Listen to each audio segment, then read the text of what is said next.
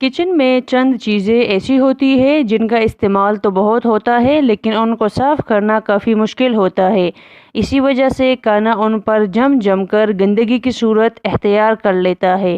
آج میں آپ کو کچن کی عام استعمال کی ان چیزوں کو صاف کرنے کے ایسے طریقے بتاؤں گی جن کو صاف کرنا کافی مشکل ہے لیکن ان طریقوں کو اپنانے سے بہت آسانی ہو جائے گی۔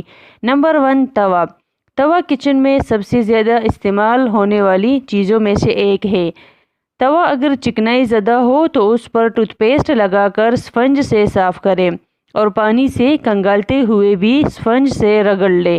لیکن اگر توا ساری روٹی پک کر بہت خراب ہو چکا ہے تو پہلے چولہا جلا لیں اور توے کو درمیانی آنچ پر 5 سے 10 منٹ کے لیے رکھ دیں۔ گرم توے کو احتیاط سے کسی بھی اسکریپر سے ہر طرف اچھی طرح رگڑ لیں۔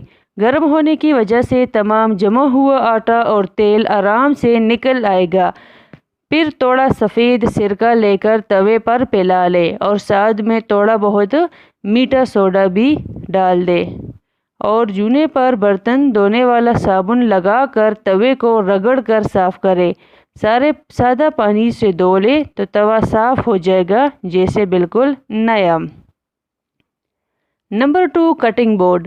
کٹنگ بورڈ کو کتنا بھی صاف کر لو لیکن کچھ داغ اس پر جم کر رہ جاتے ہیں تو بدنما محسوس ہوتے ہیں۔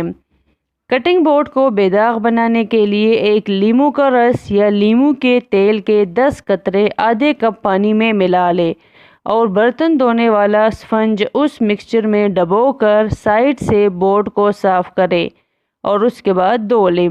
یہ کام دن میں کریں تاکہ بورڈ کو تیز دھوپ میں خشک کیا جا سکے۔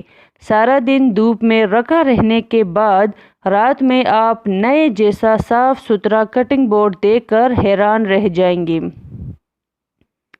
نمبر 3، سل بٹا۔ سل بٹا استعمال کے فوراً بعد گرم پانی یا صرف پانی میں بھگو دے تاکہ جو چیزیں جم گئی ہیں وہ نم ہو کر صاف ہو جائے۔ اگر کسی گہری رنگ والی چیز کو پسا گیا ہے تو سل بٹے پر نشان رہ جاتے ہیں۔ اس کو دور کرنے کے لیے لیموں اور سرکے کو مکس کریں اور ٹوتھ برش کی مدد سے صاف کریں۔ سل بٹے کو کسی خوشبودار یا زیادہ تیزابیت والے لیکوڈ میں نہ بھگوئیں۔ نمبر 4، چکلا بیلن۔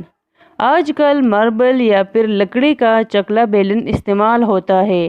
اگر آپ کے پاس لکڑی کا چکلا بیلن ہے تو اسے کبھی پانی میں نہ بھگوئیں کیونکہ پھر اس میں کریک پڑ جائے گا یا لکڑی پھول جائے گی۔ اس کے بجائے چکلے کو کڑا کر کے کسی اسکریپر سے کھرچ کر سارا خشک آٹا نکال لیں اور موٹے کپڑے سے صاف کر لیں۔ ماربل کے چکلا بیلن کو البتہ دھویا جا سکتا ہے لیکن اسے بھی فوراً سکھا لیں۔ نمبر 5، گرائنڈر کا جگ۔ کچھ خواتین کو گرائنڈر کا جگ دھونا کافی مشکل کام محسوس ہوتا ہے۔